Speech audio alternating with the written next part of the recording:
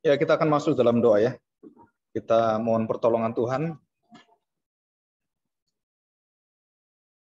Mari kita berdoa. Bapa, kami bersyukur di hadapan-Mu, Engkau menolong kami dengan seluruh firman yang sudah tertulis, dan setiap hati kami adalah tempat di mana firman itu diletakkan, yang menjadi dasar hidup kami, menjadi harapan, kekuatan, dan juga sandaran kami. Tuhan, kami bersyukur jika firman Tuhan adalah pelita yang begitu terang menyala dan tidak pernah jalan kami dalam kegelapan. Tetapi jika kami tidak melihat firman dan mengingini firman, maka kami dalam kegelapan. Dan kami percaya bahwa setiap hati kami adalah hati di mana Roh Tuhan sudah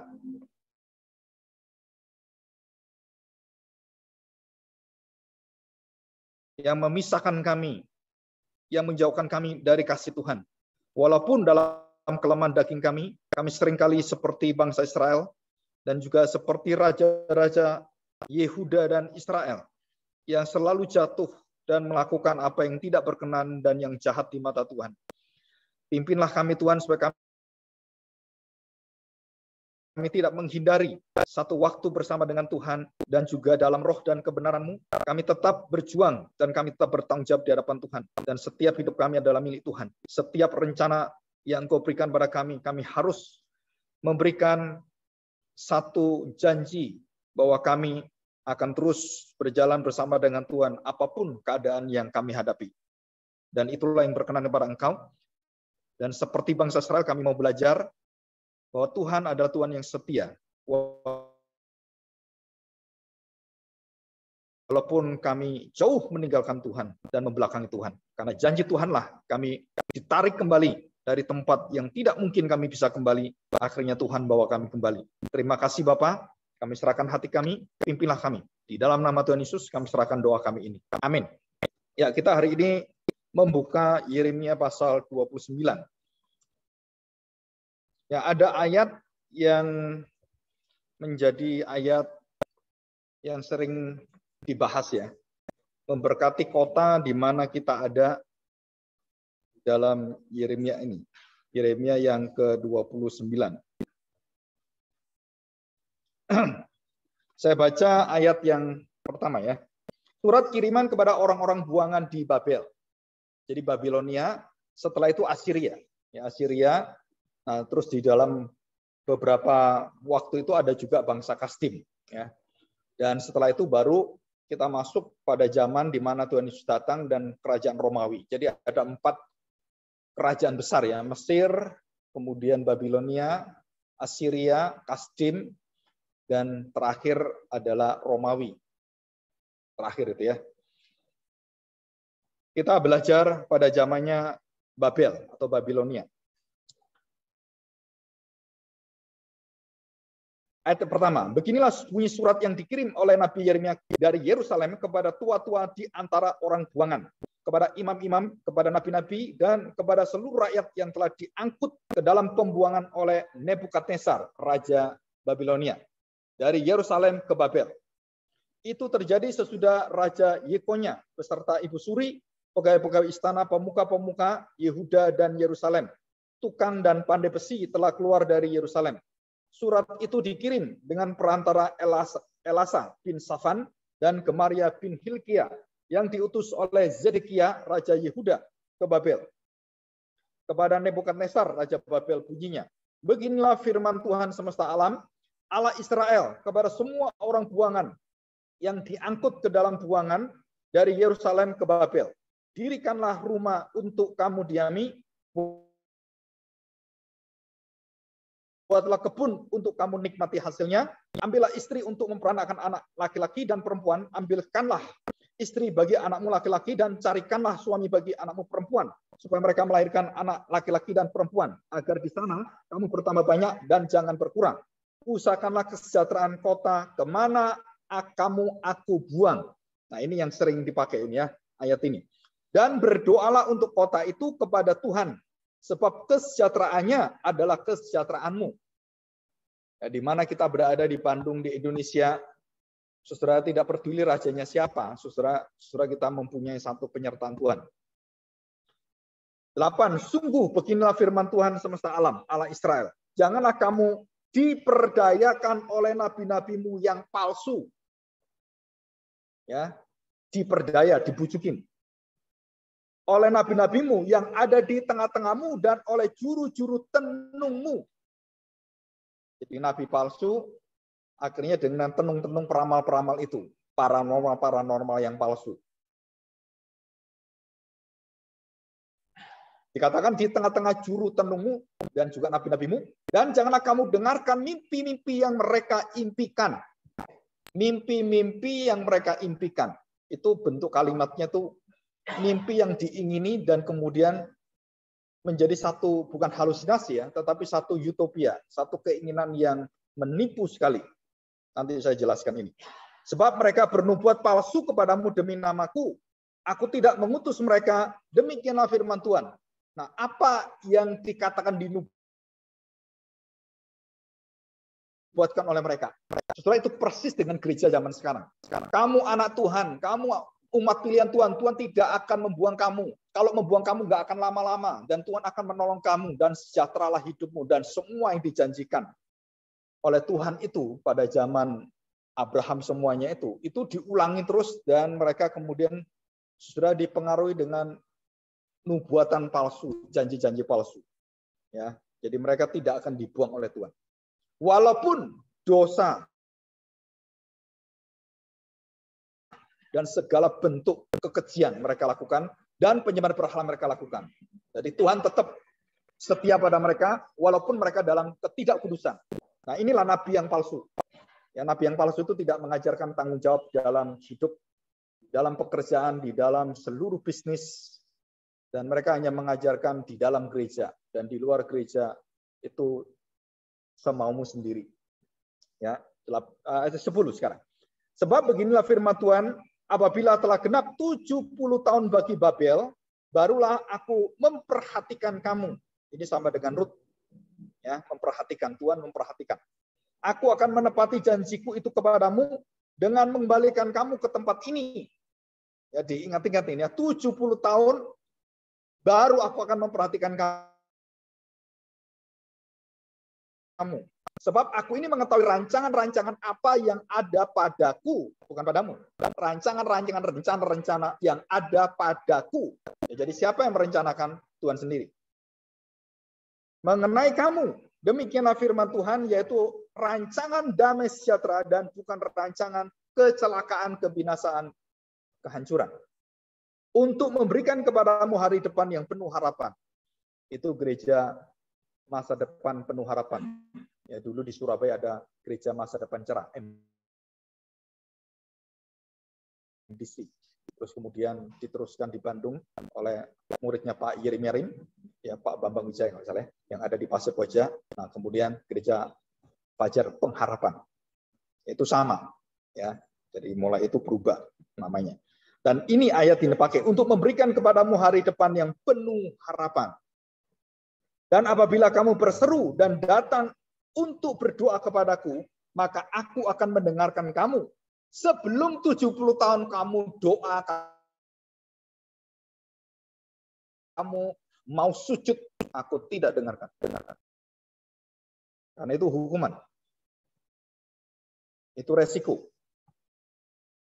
Setelah berjalan 70 tahun, apabila kamu mencari aku kamu akan menemukan aku apabila kamu menanyakan aku dengan segenap hati. Aku akan memberi kamu menemukan aku. Jadi siapa yang memberikan hati, mereka bisa bertobat, berbalik, dan akhirnya mencari Tuhan sendiri. Jelas Tuhan mengatakan, aku yang memberikan kamu mencari aku. 70 tahun baru tak kasih hati kamu cari saya. Saudara, ini adalah kedaulatan Allah dan pemeliharaan Allah yang satu, kesatuan yang tidak bisa terlepas. Aku akan memberi kamu menemukan aku. Demikianlah firman Tuhan, dan aku akan memulihkan keadaanmu dan akan mengumpulkan kamu dari antara segala bangsa dan dari segala tempat kemana kamu telah kucerai-beraikan, aku kumpulkan kembali. Siapa yang menceraikan, menghantam, menghukum, menghancurkan, dan mencerai-beraikan bangsa. Israel dan Tuhan mampu mengembalikan semuanya. Ya, Tuhan itu seperti tanda petik kayaknya mempermainkan bangsa Israel. Padahal sebaliknya, bangsa Israel yang mempermainkan Tuhan. Kurang ajar sekali. Sudah dikatakan di sini, demikianlah firman Tuhan, dan aku akan mengembalikan kamu ke tempat dari mana aku telah membuang kamu. Jadi membuang, menarik, menghancurkan, membangun, membinasakan, dan kemudian dia memulihkan. Memang kamu berkata, Tuhan telah membangkitkan nabi-nabi bagi kami di Babel. Sungguh beginilah firman Tuhan tentang raja yang duduk di atas tahta Daud dan tentang seluruh rakyat yang diam di kota ini, yakni saudara-saudaramu yang tidak keluar beserta kamu ke dalam pembuangan, dan seterusnya. Nah, saudara, kita belajar ini. Nah, kita melihat ini. Ya, yang pertama, saudara perhatikan baik-baik. Banyak orang tidak menyadari Allah adalah Allah yang mengukur segala sesuatu dan dia tidak bisa diukur oleh segala sesuatu. Dan ini sifat Allah yang mungkin kita perlu pelajari hari ini. Apa? Homo mensura. Manusia mengukur segala sesuatu. Dari manakah manusia bisa mengukur segala sesuatu? Semua bisa diukur. Panjang, lebar, kemudian bagaimana mengukurnya.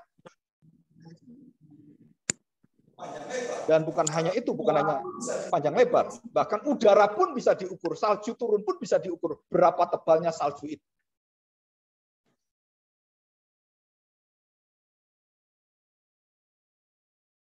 Bangkok semuanya juga mengalami satu pasang yang luar biasa. Saudara, karena diukur semua. Jadi Allah mengukur segala sesuatu. Manusia mengukur segala sesuatu. Bahkan kalau kita lagi masa muda berpacaran, seberapa cintanyakah kamu kepadaku? Cinta pun diukur. Dan banyak orang mengukur cinta dengan apa? Dengan uang, dengan kegantengan, dengan kecantikan. Bisakah cinta diukur dengan nilai-nilai duniawi seperti ini?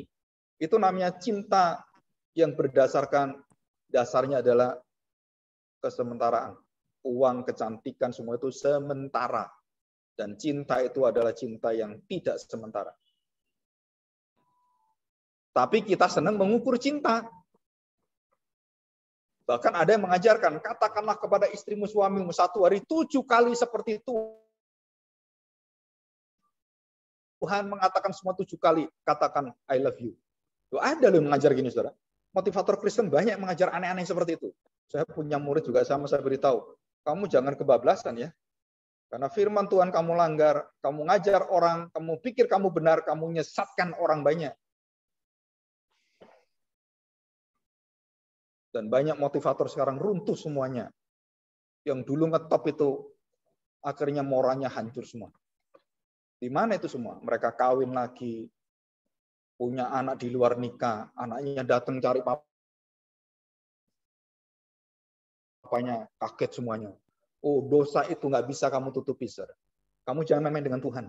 Orang dunia memukau, semuanya melihat engkau terpukau seperti itu kehebatannya. Tuhan tahu di dalam hatimu apa, kejijikanmu itu apa, saudara. Dan orang banyak mengatakan, wah pendeta ini luar biasa ini. Kamu nggak tahu, dia sama dosanya seperti kita semua. Mungkin kita nggak tahu, kesombongan dia tuh dosa dia.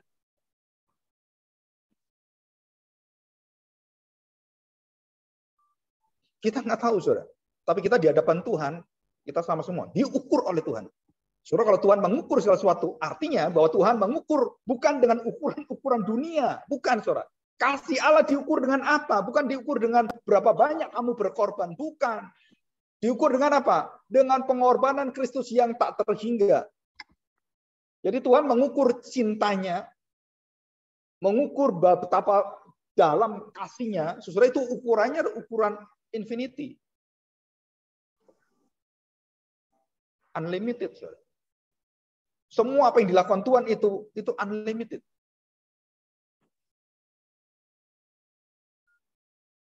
Nggak bisa dilimit oleh kita. Tapi kita melimit semuanya. Ya, kita sekolah juga, saudara, ada nilainya. Nggak ada orang nilainya 125, nggak ada. Nilai kita itu paling tinggi 100, betul kan? Pernah lihat nggak ada orang nilai 110? 100 plus, gitu kan? A plus, gitu. Ada loh nilai A plus, artinya A-nya itu sempurna, jadi 100. Sebenarnya A itu kan 90 sampai 100 kan? Nah, A plus itu 100 dan ada keunggulan sedikit yang tidak dituliskan. Kasih plus. Artinya lebih pintar dari gurunya.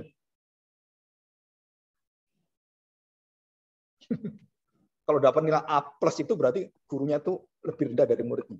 Kan A sudah cukup kan tertinggi. Kalau dia lebih tinggi dari itu berarti kamu lebih tinggi dari gurumu. Mungkin ada A plus plus plus plus. Nah, kan kita seneng kan extra L, triple L gitu kan. Jadi kita tuh senang membual sebenarnya. Ya. Nah semua dihitung, diukur, dan saudara perhatikan hikmat, pikiran, dan rencana kehendak otoritas Allah. Siapa yang mengukur? Allah sendiri. Kalau Allah mengatakan 70 tahun, kamu mau jungkir balik bagaimanapun, mau nangis bagaimanapun, Tuhan nggak dengar. Saudara, Allah berdaulat, dan waktu Tuhan menyatakan pada Abraham, kamu akan punya anak. Saudara, bagaimana mungkin punya anak udah tua, udah mandul. Dan Tuhan berkata, Tuhan tahu mengukur hati Abraham, hati Sarah, dan hati kita. Dia tahu kelemahan-kelemahan kita. Dan kenapa kelemahan Sarah membuat Hagar dikawini dan kemudian punya anak Ismail, dibiarkan Tuhan? Kenapa? Karena Tuhan punya hikmat sendiri. Karena manusia tidak mungkin ada manusia yang sempurna tanpa dijaga Tuhan. Dan hanya satu manusia yang sempurna. Dan hanya Kristus yang bisa lakukan itu. Yang diukur sempurna oleh Bapa. Dan diukur dengan apa? Inilah anakku, kepadanya lah aku berkenan. Nah, ukuran Allah adalah perkenan dan kasih. Dan inilah menjadi ukuran bagi bangsa Israel. Nah, saudara, kalau kita perhatikan baik-baik, segala sesuatu itu ada volume panjang lebar dan juga warna, seberapa warnanya, berapa persen warnanya. Sekarang di komputer, kalau saudara main komputer gitu kan, ngetik, kemudian ada kan degradasi warna itu kan. Dan saudara perhatikan, itu bisa, warna itu bisa dicampur dengan teknologi yang baru ini, itu bisa menghasilkan warna-warna yang kita nggak pernah tahu warna itu apa. Ijonya ijo kayak apa? Karena itu dicampur ini berapa persen jadi ijo yang ya ini ijonya kayak ijo klepon. Nah, gitu kan. Jadi sekarang ijo itu bermacam-macam ijo, ada ijo klepon, ada ijo daun, ada ijo P3 gitu kan. Dan banyak sekali. Karena variasi warna. Dan ukuran-ukuran itu saudara memiliki keterbatasan dan memiliki satu jangkauan yang besar sekali. Timbangan juga sama, berat berapa. Saudara, udara ini bisa dihitung nggak? Berapa beratnya udara? Bisa. Jarak bisa dihitung? Bisa. Saudara tahu berapa kecepatan kita bersin? Ada yang tahu nggak? Berapa kilometer persegi kita bersin?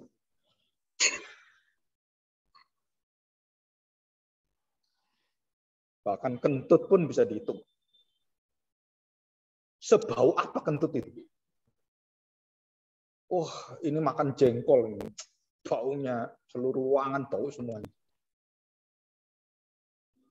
Saudara, manusia semua menghitung. Dan kita suka menghitung. Nah, mulai dari menghitung inilah, saudara, mensura inilah, kemudian kita mulai menghakimi orang. Menilai orang. Menghitung, menilai, menghakimi orang, dan menentukan menurut diri kita, dan kita tentukan ini yang bermoral, ini yang baik, dan semuanya. Jadi kebaikan manusia yang dipandang manusia dan kesetiaan dipandang manusia dengan dipandang Tuhan, saudara harus hati-hati. Kebaikan dalam pandangan manusia dengan kebaikan dipandang Tuhan jauh beda, saudara. Karena pandangan kita, kebaikan kita memandang orang yang baik selalu terbatas. Tidak mungkin tidak terbatas. Tapi Allah memandang dengan hikmat dia dan dia tahu seluruh hidup kita dan dia tahu dan mengatakan pada Musa, kepada Daud, ini raja yang berkenan kepada saya. Saul tidak berkenan pada saya. Ukurannya mana? Kalau kita ukur, Saul tidak pernah berbuat dosa berzina. Saul tidak pernah punya hati yang begitu jahat. Nggak pernah Saul. Tapi dia punya dosa yang lain. Nah, kalau dibandingkan dosanya dengan Daud, dengan Salomo, saudara, dosa semuanya sama di hadapan Tuhan. Apa yang menyebabkan Saul ditolak Tuhan, Daud diterima Tuhan? Apa intinya sebenarnya? Saudara, perkenan Tuhan. Belas kasihan Tuhan, kemurahan Tuhan. Dan itulah titiknya. Jadi baik dan tidak baiknya orang, itu bukan bergantung pada perbuatan tingkah laku secara moralitas. Itu menurut Alkitab ya, menurut Tuhan. Bergantung pada siapa? Bergantung pada kemurahan saya, kesetiaan saya, kebaikan saya, dan kasih saya kepada dia.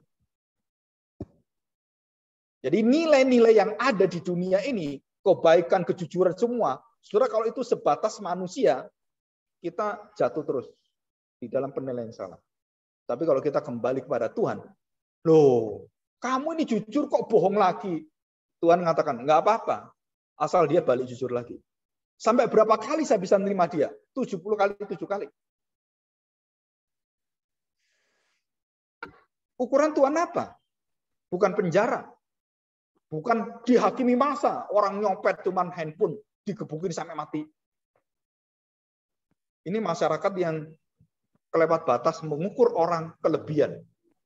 Bayangan cuman, ya handphone paling mahal berapa sih? Yang diambil gitu kan? Terus digebukin, kemudian sampai mati, saudara. Dan yang gebukin itu bangga lagi. Bangga apa? Copet, pencuri. Terus dia hakimi. Dan waktu dia hakimi, dia membunuh orang. Kamu dosamu itu dengan dia nyopet. Lebih dosa kamu. Karena kamu bunuh orang. Dia cuma nyopet, dia cuma ngambil. Nggak sepadan, gigi ganti gigi, mata ganti mata. Nah, saudara, disinilah kita nggak bisa mengukur itu semuanya. Tapi Tuhan tahu mengukur hati bangsa Israel. Tuhan tahu mengukur bagaimana dia mencintai bangsa Israel. Dan bagaimana dia harus buang bangsa Israel. Dan dia mengukur dengan ukurannya yang sempurna. 70 tahun.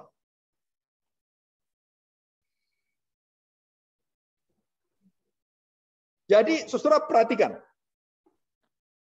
Saudara kalau mengikuti hari Kamis dan hari Sabtu, teologi jemaat itu, yang teologi kita pelajari, saudara rutin ikut, saudara sedang dibentuk dalam pemikiran biblical review. Saudara ikut rutin, ya, sampai 5 tahun. Saya percaya, saudara memiliki satu pengetahuan firman, dan kemudian saudara mendengarkan orang salah benar, saudara tahu dasarnya, dan saudara bisa nilai. Oh, ini nggak bisa diterima. Kenapa? Karena kita sudah dibentuk. Nah, saya bersyukur orang-orang yang membentuk pikiran-pikiran seperti itu adalah orang-orang yang betul-betul tahu bagaimana membentuk orang dengan pikiran Kristus. Bukan teologi biasa. Nah, saudara, di situ kita berada di dalam satu kekuatan yang bisa melihat semuanya bagaimana Tuhan itu melihat kita, bagaimana Tuhan memandang kita, bukan dari pandangan kita, tapi dari pandangan firman Tuhan. Dan itu semua berbeda sekali. Jadi saya mengasihi keluarga saya, anak saya, suami saya, istri saya. Beda kalau saudara punya kasih Tuhan. Apa bedanya? Engkau memiliki satu kekuatan kasih kebaikan Tuhan yang tidak dinilai dengan dunia. Ada orang mengatakan, suami kayak gini ceraiin aja. Pengangguran, gak ada kerjaan, udah main begini-begini, ngapain kamu, udah ceraiin aja. Nah, dunia mengatakan itu. Bolehkah kita menceraikan suami istri kita dengan cara seperti itu? Saudara, nggak bisa kita nilai dengan kelemahan-kelemahan dia, dengan dosanya, nggak bisa. Saudara. Bahkan saya beritahu, saudara, kalau toh sampai suamimu atau istrimu berzina, kamu nggak punya hak menceraikan. Yang punya hak itu Tuhan. Nah, saudara, otoritas kita itu, ukuran kita bukan karena perbuatan kita mengukur orang. Saudara, kita jatuh dalam dosa yang lebih kejam, lebih dalam daripada dosa dilakukan orang. Perempuan berzina, terus kita omongin orang, itu loh, perempuan itu nggak benar gini-gini, atau kemudian diomongkan Facebook dan juga Instagram, semua kan aneh-aneh sekarang, TikTok apa gitu kan. Saudara, kemudian dosa orang itu dibongkar. Semua orang supaya tahu seluruh dunia gitu. Saudara, perhatikan baik-baik. Berhakkah kita menghina orang, kemudian kita taruh, kita sebarkan semuanya? Apa hak kita? Apa hak orang Kristen? Membuat dosa itu semakin disebarkan, semakin dicintai orang, atau kita membereskan dosa itu dan kemudian kita mendoakannya, kita kemudian memberikan kasih Tuhan kepada dia? Enggak, so. Ya, kita harus hati-hati bagaimana Tuhan mengukur. Jadi waktu Tuhan mengukur dengan 70 tahun, saudara, itu artinya selama 70 tahun Tuhan ingin menyatakan kasih setia yang tak terbatas dengan waktu yang terbatas. Bisa nangkap ini? Kenapa Tuhan membuang mereka dan Tuhan marah dengan mereka? Tuhan kasih kemarahannya pun hanya 70 tahun. Kita nggak bisa seperti ini, saudara. Kita nggak bisa punya kemarahan itu yang bisa dikontrol. Aku marah segini. Ya, Firman Tuhan mengatakan kalau kamu marah, kamu ada masalah, jangan sampai matahari terbenam. Selesaikan. Itu kan? Kita diberitahu. Ukuran kita di dalam rohani kita, itu matahari terbenam. Begitu kamu lewat, kamu dikuasai dengan seluruh kedaginganmu, dan setan itu senang menggocok kamu, dan kamu dikuasai dia. Dan mukamu nanti beda semuanya. Jadi Tuhan tahu bagaimana marah dengan kekudusannya, dengan batas kekudusannya.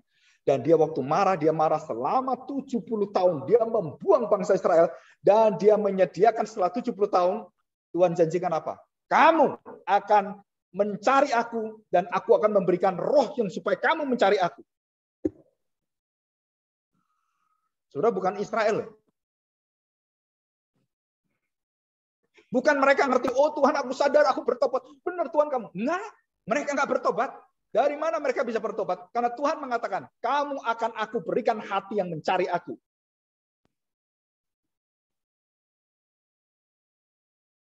Waktu orang mengadakan penginjilan. Wah, pernah diskusi rame saya. Dan orang bertobat gitu kan. Wah, orang bertobat. Terus saya tanya, orang yang acung tangan itu masuk surga enggak? Yang bertobat dengarkan pendeta yang khotbah gitu kan, waduh bertobat, Tuhan, puji Tuhan, saya bertobat, aku engkau sebagai Tuhan juru selamat saya. Saya tanya, apakah orang yang sadar menyesal ini kemudian masuk surga? Oh iya Pak, kan firman Tuhan ada mengaku dan misalnya. Jadi kalau orang nggak ngaku, terus dia diam, cuman diam gini. Terus dia dalam hatinya, dia betul-betul percaya. Terus nggak bisa gitu. Apakah dengan gerakan nangis seperti ini, dengan tangan terbawa gini semuanya, dan itu menyatakan satu keyakinan kita orang ini sudah lahir baru? Jawabannya tidak. Itu ekspresi. Tapi kelahiran baru di dalam kita itu adalah kuasa Allah yang ada, yang mengatur semua, Allah semua yang ngatur. Jadi kita harus hati-hati dengan orang-orang yang baru percaya, yang luar biasa seperti itu, yang seolah-olah mempunyai satu kekuatan pelayanan yang menggema seperti Sprite gitu kan, terus kemudian hilang. Loh dulu kamu semangat, kenapa sekarang seperti ini? Saya punya murid semuanya pada waktu masa muda mereka, wah hebat sekali saudara, mau kembali ke daerah, mau nginjili luar biasa. Begitu masuk, begitu melayani di gereja, begitu dapat semua fasilitas semuanya. Kenapa kamu jadi seperti ini? Kemana itu semangat pelayanan menginjili? Nggak ada. Terus kamu dibentuk sekolah itu juga ngapain? Saudara, kadang-kadang saya melihat bagaimana kita mengukur semuanya. Oh, waktu dia semangat kita ukur, wah bener ya. Ayo jadikan pengurus kamu, jadikan majelis, wah kamu luar biasa. Saudara, itu ukuran-ukuran manusia yang menjebak kita, yang menghancurkan gereja. Saya bersyukur gereja Reform Jakarta selama hampir 7 tahun tidak ada pengurus gereja, tidak ada majelis. Orang dibiarkan setia sampai 5 tahun lebih. Setia kamu 5 tahun. Karena kita tidak mencari pengurus yang dari urusan manusia. Itu pun banyak yang tanda petik, yang duniawi masih duniawi. Tuhan Yesus memilih 11 murid, 1 gagal, dalam arti orang itu, Yudas itu, ada loh 12 murid Tuhan Yesus yang pilih Tuhan sendiri. Gagal murid itu. Bukan Tuhan yang gagal. Murid itu gagal. Lah kalau Tuhan Yesus bisa gagal, apalagi kamu, apalagi kita, saudara. Tapi bukan berarti kita kemudian ya udah, saya enak sendiri. Bukan, saudara. Tetap kita tegakkan disiplin dengan hati yang sungguh-sungguh dan semuanya itu di dalam kuasa pemeliharaan Tuhan. Jadi 70 tahun adalah menunjukkan batas waktu kasih setia Tuhan yang tak terbatas.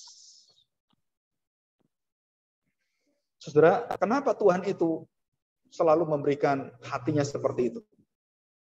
Berdisiplin tetapi didasari dengan kasih yang tak terbatas. Tuhan menghajar kita dengan kasih setianya, menantikan kita, menunggu kita. Jadi sekarang saya tanya, saudara, anak yang bungsu itu bisa bertobat karena apa? Ayo saya tanya.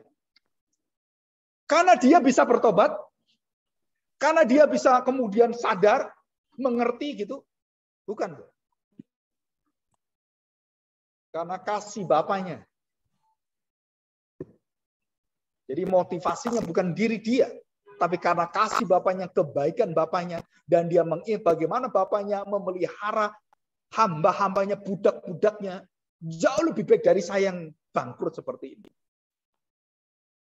Nah, saudara, semua pemikiran seperti ini, itu menjadi pemikiran bagaimana Allah menghajar, mendidik, mendisiplin bangsa Israel dengan satu tujuan dan dengan kekekalan, aku tidak pernah tinggalkan engkau.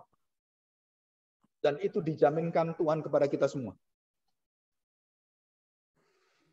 Walaupun kita malas, walaupun kita sering menyimpang dari Tuhan. Walaupun kita sering kali tidak menggubris hal seperti itu. Saudara, tanpa kasih setia Tuhan, tanpa kesabaran Tuhan, dan juga tanpa didikan Tuhan, kita menjadi jemaat, menjadi anak Tuhan yang gampang terseret dengan dunia. Ya, kita berdoa untuk hal ini. Oke, kita lanjutkan. Saudara, apa tujuan Allah membuang bangsa Israel? Saudara, menyatakan bahwa kasihnya, perjanjiannya melebihi dari kebebalan bangsa Israel. Jadi kamu ngotot, kamu tegar tengkuk, keras kepala, tidak bisa mengalahkan janji setia Tuhan. Saudara, kalau saya membayangkan apa susahnya Tuhan membuka hati kita. Enggak ada susahnya. Terlalu mudah Tuhan membuat kita bertobat. Saya kadang-kadang melihat bangsa Israel itu seperti dipermainkan Tuhan. Sepertinya. Kasih nabi, nabinya dibunuh, terus kemudian Tuhan, ya udah, saya setia pada kamu, ayo bertobat. Ya, kemudian Tuhan saring mereka semua. Nah, bertobat, dosa lagi. Ya udah, kasih nabi lagi, nabi lagi, nabi lagi, nabi lagi, sampai Tuhan Yesus tetap dibunuh. Jadi saya tanya, saudara, bangsa yang seperti ini loh, bangsa yang dipilih Tuhan. Bangsa yang dua bleknya minta ampun. Dablek lagi. Dablek lagi. Bukan hanya dablek, saudara. Tapi nabinya itu dibunuh semua. Dan bahkan anaknya datang dibunuh juga. Nah, masa 70 tahun, itu masa yang akan menunjukkan kepada perjanjian baru. Dan dari Tuhan Yesus sampai dia nanti datang, itu sama lambang 70 tahun pembuangan yang Tuhan nantikan pertobatan dunia ini. Jadi 70 tahun Di Babel itu, saudara, itu melambangkan satu waktu Tuhan menantikan bangsa-bangsa untuk datang kepada Tuhan, dan dia janjikan dengan Roh Kudus turun, bangsa-bangsa akan dicelikan hatinya oleh Tuhan. Yang terdahulu menjadi yang terkemudian, yang terkemudian menjadi terdahulu, dan itu melambangkan Israel dan bangsa-bangsa lain. Yang kamu dahulu dipilih Tuhan, kamu nanti yang terakhir datang pada Tuhan. Dan itu dinubuatkan, tidak bisa diubah. Gereja mengumpul, oh kita bawa Israel, kita kabarkan Injil ke Israel. Bukan caramu, bukan kekuatanmu. Tuhan punya cara sendiri. Tuhan nggak perlu kamu bisa. Sampai akhirnya orang-orang yang mencintai Israel itu dapat dana sampai ratusan miliar. Dan gereja-gereja di Indonesia banyak yang ditipu. Oh, mengabarkan Injil ke Israel. Saudara, Tuhan mengatakan waktunya nanti akan ada. Dan itu sudah dikatakan Tuhan Yesus. Yang terdahulu akan terkemudian. Yang terkemudian jadi terdahulu. Dan itu ilustrasi yang sangat mudah sekali. Jadi dalam praktek hidup kita, saya tanya saudara, apakah Tuhan kemudian 70 tahun itu Tuhan membiarkan dan mengalihkan matanya kepada orang-orang yang keji, yang berdosa ini, dan Tuhan kemudian tidak mau memandang lagi, dan Tuhan memandang kepada anak-anak yang dia sukai? Saudara, kalimat tadi, aku akan memperhatikan kamu. Saudara, bukan kalimat yang terjadi masa lalu yang akan datang, bukan. Terjadi kalimat yang seterusnya, aku memandang kamu. Aku tidak pernah tidak memandang kamu.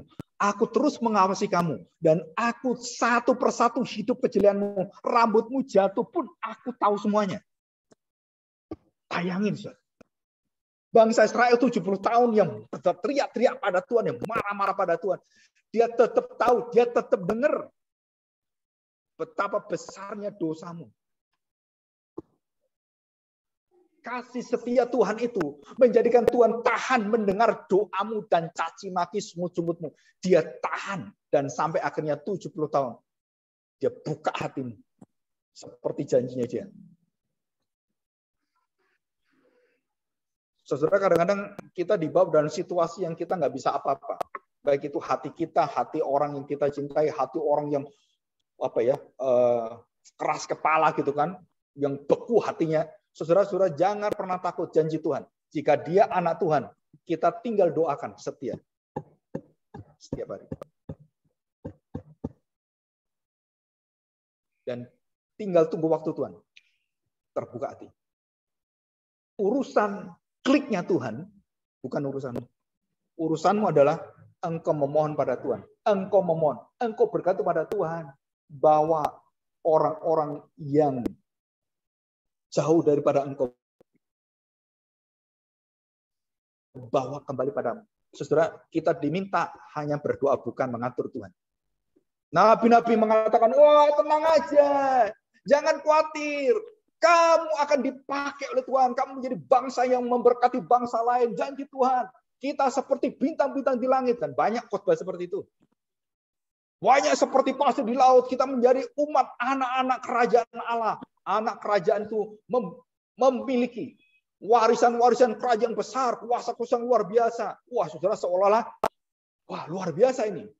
Dan tidak ada satu khotbah pun yang mengatakan, kuduskah kamu hari ini? Apa kau hidup lurus di hadapan Tuhan dan betul-betul engkau bertobat? Itu enggak ada semuanya. Yang ada khotbah ini, saudara, itu membunuh dan melumpuhkan seluruh iman gereja Tuhan. Dan itu satu tragedi gereja yang terjadi sepanjang zaman. Siapakah yang mengajar itu? Nabi palsu, pendeta palsu, Injil palsu. Yang mengajar seperti ini. Dijanjikan apa? Oh enggak, tenang aja, kamu anak-anak Allah. Iblis juga ngomong kepada Tuhan Yesus, kamu kan anak Allah. Kamu jatuhkan, ditantang oleh malaikat, tenang aja. Jadi iblis, nabi palsu, searah, seiring, dan sehati. Dan itu yang kita ingini. Dan itu yang diingini gereja zaman sekarang. Apa yang diingini? Wah, kalau saya usaha berhasil luar biasa, wah puji Tuhan. Tapi hidupmu nggak kudus. Hidupmu membenci orang. Hidupmu ngakali orang, menipu orang. Bagaimana bisa kamu hidup seperti itu? Terus kamu merasakan, aku kan anak Tuhan. Umat Israel, Tuhan kan cinta kita, Tuhan kan setia pada kita. Nabi-nabi palsu mengatakan, enggak, tenang aja. Yeremia itu salah, Yesaya itu bohong. Yeskel, itu mendustai kamu. Kami yang benar, kami yang paling banyak. Ratusan orang nabi-nabi, mengatakan enggak. Hanya satu nabi berdiri, berteriak tidak sampai mati. Dan mereka bunuh nabi itu. Dan mereka, nggak perlu khotbah seperti ini saya. Matikan, tutup aja. Udah nggak usah ke gereja. Kenapa? Ini gereja nggak enak. Silakan, saudara. Saudara mau tutup itu. Kamu dibinasakan Tuhan. Kamu dengar yang enak-enak seperti itu. Silakan dengar. Engkau dalam kebinasaan. Dan sudah di atas kepalamu. Dan waktu Nabi mati, Yesaya mati, Yeremia mati. Mereka kemudian diubahkan hatinya oleh Tuhan. Mereka bertobat, oh Yeremia.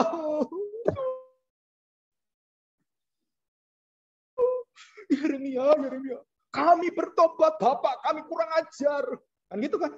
Generasi yang baru bertobat, nangis-nangis. Terus kemudian, saudara, apa yang dilakukan? Sama lagi kayak bapaknya. Lupa lagi dengan janji Tuhan. Dan itulah bangsa Israel. Terus-menerus seperti itu. Dan sampai hari ini, mereka melupakan Mesias. Dosa terbesar, tidak menerima Mesias. Bangsa Israel punya dosa terbesar ini adalah tidak menerima Kristus datang menjadi manusia, Allah menjadi manusia. Jika mereka tetap tidak terima ini, mereka tidak akan menjadi tanda petik umat pilihan bersama dengan kita. Nah, saudara, kita lihat sekarang janji Allah. Saudara taat dan memberontak.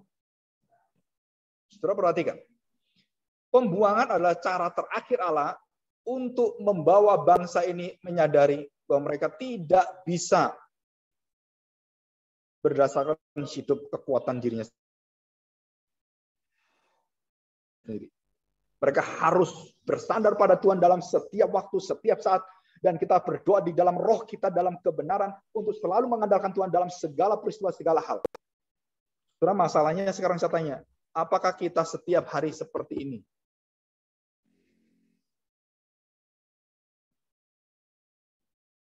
Saudara, kaum Puritan itu yang paling menonjol adalah spiritual life di dalam kebergantungan pada Tuhan. Jika saudara tidak pernah merasakan bergantung pada Tuhan, dan saudara merasa semua bisa sendiri, saudara sedang masuk di dalam badai kehidupan yang kamu akan tahu, kamu akan hancur di sana. Saudara, bersaudara Elder Skin, waktu mereka melayani Tuhan, saudara tahu apa yang dilakukan oleh Tuhan pada mereka? Mereka terbayang dengan pendeta yang besar, mereka ingin menjadi pendeta besar. Seumur hidup mereka di dalam kesengsaraan dan sampai semua anaknya mati, istrinya mati semua. Itu pendeta Puritan. Dan banyak pendeta Puritan. Terus dia bertanya, karena itu ada wabah yang sangat mematikan dan puluhan 60 juta orang katanya mati di Eropa. Dan tidak juga keluarga pendeta kebal. Mati semua, kena semua seperti COVID seperti ini. Jadi kalau pendeta nggak bisa kena COVID, bisa ngusir COVID. Kamu yang diusir COVID. Dan banyak pendeta sudah diusir COVID masuk kuburan semua. Saudara, waktu Elder Skin bersaudara ini dalam menghadapi seperti itu, kakak adik ini ya, sama ini istrinya suami sama. Sampai 11 anaknya, cuma tinggal 6 atau 4. Dan semua mati. Saudara, apa yang dikatakan oleh hamba Tuhan ini? Saudara, satu syair yang dia tuliskan. Dia mengatakan apa? Begitu indah kasih Tuhan. yang kami jalani. Dan kami bersyukur karena kami memasuki hidup yang luar biasa ini. Dan disitulah kami sadar siapakah diri kami. Kami harus terus berserah. Dan begitu kami merasakan diri kami cukup kuat, Tuhan kemudian mengambil semuanya. Kami kembali datang pada Tuhan sampai kami belajar. Semua tidak bisa kami andalkan dan hanya Tuhan. Dan pada titik itulah, saudara, iman kita menjadi iman yang kebal terhadap segala ujian cobaan. Dan kita berdiri, kita hanya memandang Tuhan. Itu terjadi pada Musa, terjadi pada Yosua, terjadi pada Daud dan semuanya. Iman yang hero ini secara Alkitab. Dan itu ada dalam hati Yesaya. Bahkan dia mati pun, dia tidak tergoyahkan. Beritanya tetap sama. Dan akhirnya terbukti dia benar. Bangsa Israel nyesal luar biasa. Tapi nggak bisa mengembalikan Yesaya Yeremia hidup. Nggak bisa. Ya. Nah, saudara, kita lihat sekarang. Yang kedua. Walau dalam penderitaan, di dalam pembuangan, Allah tidak pernah membuang mereka. Dalam arti, saudara, Allah terus memperhatikan seluruh tingkah laku mereka dan Tuhan menantikan terus dan memberikan harapan satu waktu 70 tahun sampai tepat waktunya. Nah, saudara, dihitung tepat waktunya. Kalau saudara perhatikan di dalam Daniel pasal 9 ayat 2, saya baca ini ya. Pada tahun pertama kerajaannya itu, aku Daniel memperhatikan dalam kumpulan kitab jumlah tahun yang menurut firman Tuhan kepada Nabi Yeremia akan berlaku atas timbunan puing Yerusalem, yakni 70 tahun, tepat 70 tahun. Jadi menurut hitungan kalender orang Yahudi, tepat 70 tahun. Saudara-saudara kalau sadar, semua yang dilakukan Tuhan Yesus secara perayaan itu menggenapi semua perayaan yang ada. Matinya Tuhan Yesus dan kemudian pembuangan bangsa Israel dan bagaimana Bahtera itu kemudian nyantol di Gunung Ararat dan waktunya adalah Nisan. Saudara, itu semua sama persis kejadian sama Tuhan Yesus. Saya tanya, saudara, ini yang mengukur siapa? Ini yang menetapkan siapa? Mulai dari Adam diberi baju pakaian, mulai Nuh mendapatkan tanda perjanjian, Abraham mendapatkan tanda perjanjian, Ishak dan semuanya. Itu waktunya tepat sama. Nggak kepikir. Bagaimana Tuhan mengatur kok bisa sama? Pembuangan bangsa Israel, terus kemudian perbudakan keluar, dan waktu tahun keluarnya, tahun di mana Kristus mati di kayu salib. Kalau satu kali kebetulan, dua kali ya ketepatan. Kalau ribuan tahun itu ketetapan Allah.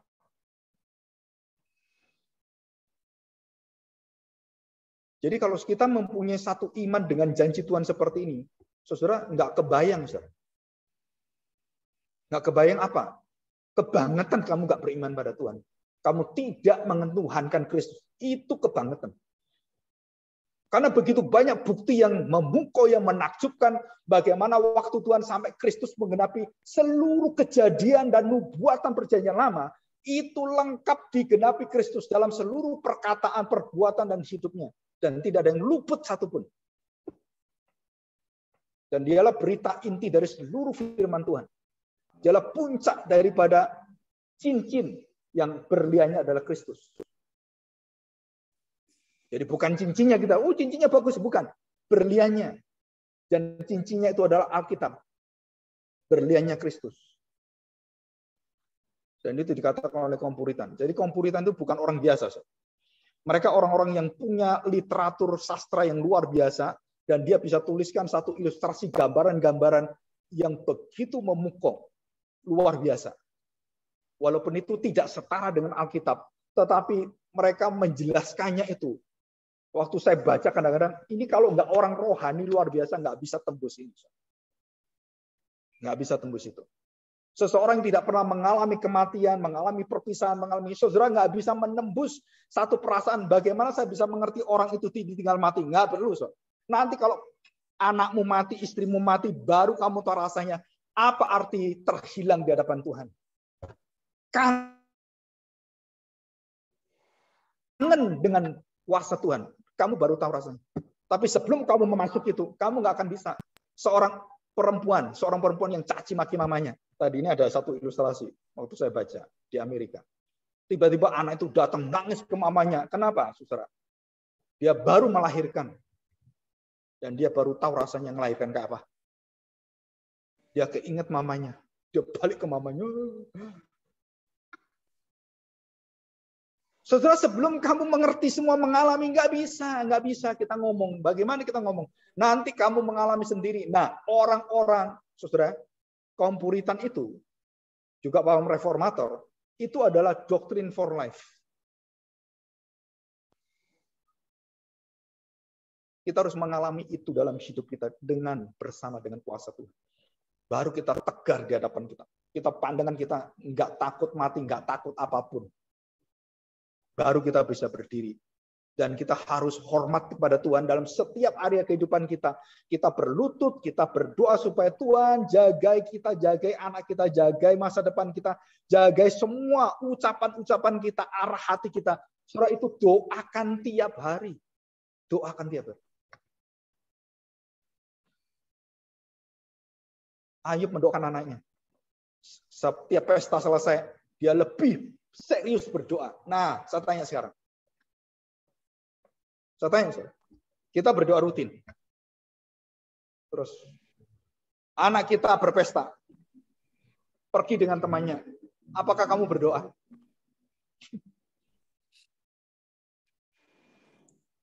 Apa kita berdoa? Setelah selesai, Ayub berdoa dengan sungguh-sungguh, memberikan persembahan. Dan dia berdoa supaya anak saya tidak ada satu kalimat mengutuki Engkau Tuhan dengan teman-temannya. Maaf, saudara. Anak-anak zaman sekarang itu kata-kata fuck you, bastard, damn you. Itu kata-kata sumpah serapah yang terbiasa dalam mulut mereka. Dan itu dibenci Tuhan. Maka Ayub berdoa supaya mulut anak-anakku tidak mengutuki Engkau Tuhan. Saudara, Tuhan begitu setia. Bahkan mereka sungguh-sungguh mengutuki Tuhan, Tuhan tetap setia dengan janjinya.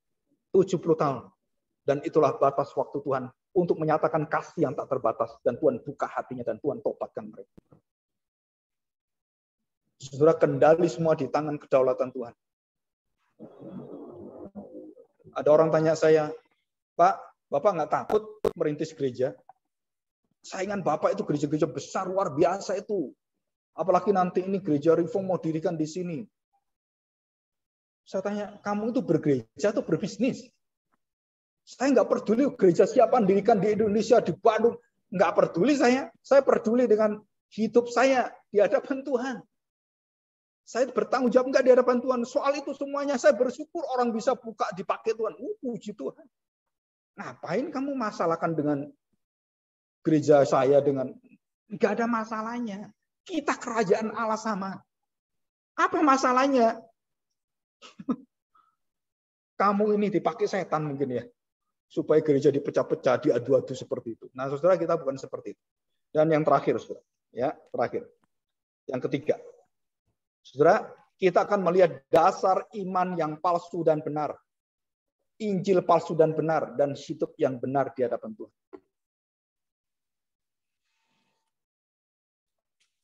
Dan itulah yang diajar oleh Yeremia.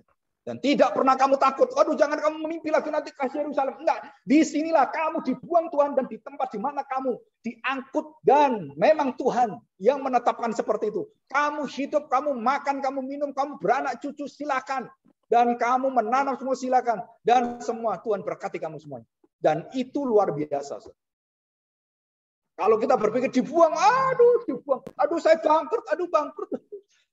Tuhan nggak mau. Enggak, bangkrutmu Tuhan akan ubahkan kalau kamu balik kepada saya. Dan perhatikan baik-baik. Janji Tuhan apa? Jadi kita nggak takut. Rancangan Tuhan apa? Jelas rancangan Tuhan adalah damai sejahtera, kebaikan kita. Dan tidak ada yang di luar itu. Ya, mari kita berdoa, kita bersyukur pada Tuhan. Bapa yang baik, kami bersyukur di hadapan-Mu hari ini. Kami belajar dari hati bangsa Israel yang bertahun-tahun, berpuluh-puluh tahun, beratus tahun, bahkan ribuan tahun. Mereka menunjukkan kepada kami satu hati manusia yang berdosa, yang tidak mungkin berbalik pada Tuhan. Tanpa kasih Tuhan, tanpa janji Tuhan, tanpa jaminan dari Tuhan, dan tanpa kesabaran Tuhan. Kami percaya tidak ada satu orang pun yang bisa masuk dalam hidup yang kekal. Dan kami bersyukur di hadapan-Mu. Karena kami melihat bahwa Tuhan adalah Tuhan yang mengerti, mengukur dengan hikmat, kebenaran, kekudusan, dan keadilan. Sehingga kami yang sangat terbatas, seringkali kami bertanya-tanya pada Tuhan, di manakah keadilan Tuhan? Di manakah Tuhan ada pada saat kami mengalami begitu banyak kesulitan-kesulitan? Seolah-olah Tuhan berdiam, dan Tuhan tidak menjawab kami. Tetapi sesungguhnya, Tuhan berdiam untuk menyatakan kasih setianya kepada kami. Supaya kami belajar untuk kembali tunduk pada Tuhan, berdoa, bersujud menyembah pada Tuhan, dan memohon pada Tuhan. Dan itulah yang disenangi Tuhan. Terima kasih Bapa. Kami percaya bahwa kami bisa mencari Engkau, karena Engkau mencari kami terlebih dulu. Kami bisa mengasihi Engkau, karena Engkau mengasihi kami terlebih dahulu. Kami memohon Tuhan, setiap hati kami, berikan kami hati yang mencari Tuhan dari hati-Mu, menemukan Engkau. Dan Tuhan janjikan bahwa Engkau pasti akan menerima kami. Terima kasih Bapa. Di dalam nama Tuhan Yesus kami serahkan doa kami. Amin. Kita serahkan pada liturgus ya.